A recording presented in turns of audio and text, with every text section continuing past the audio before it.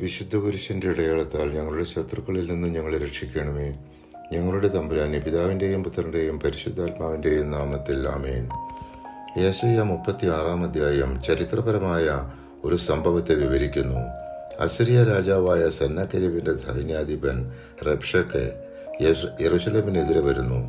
അവൻ യഹൂദ രാജാവായ ഹിസ്കിയാവിനെയും ജനങ്ങളെയും ഭീഷണിപ്പെടുത്തി ദൈവത്തിൽ ആശ്രയിക്കാതെ അസിറിയ രാജാവിൽ കീഴടങ്ങാൻ പ്രേരിപ്പിക്കുന്നു.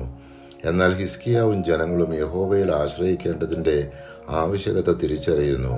ഈ അധ്യായം നമ്മെ ദൈവത്തിൽ ആശ്രയിക്കുന്നതിന്റെ പ്രാധാന്യം ഓർമ്മപ്പെടുത്തുന്നു. മനുഷ്യശക്തിയും വ്യാജ വാഗ്ദാനങ്ങളും രക്ഷ നൽകില്ല.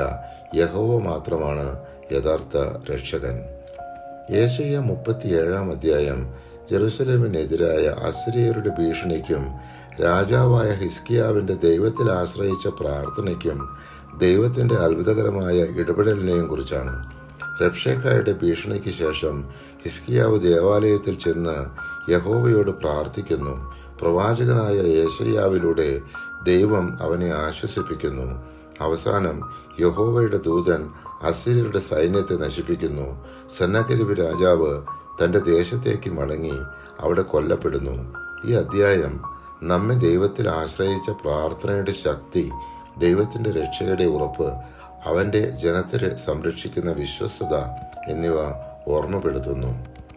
യെശയ്യാ 38 അധ്യായം രാജാവായ ഹിസ്കിയാവിന്റെ രോഗവും സുഖവും സംബന്ധിച്ച സംഭവമാണ്. ഹിസ്കിയാവ് മരണത്തോടടുക്കുമ്പോൾ ദൈവത്തോട് കരഞ്ഞു പ്രാർത്ഥിക്കുന്നു. ദൈവം അവന്റെ പ്രാർത്ഥന കേട്ട് അവന്റെ ആയുസ്സിൽ 15 വർഷം കൂടി ചേർക്കുന്നു.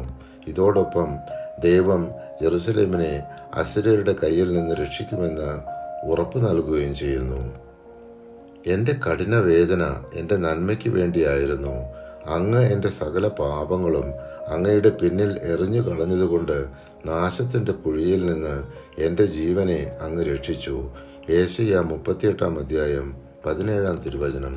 പരിശുദ്ധാത്മാവേ, തിരുവചനത്തിന്റെ അനന്തശക്തിയാൽ ആത്മാവിന്റെ ഫലങ്ങളും ദാനങ്ങളും നൽകി തീഷ്ണതയാൽ ഞങ്ങളെ ജ്വലിപ്പിക്കണമേ. ആമേൻ.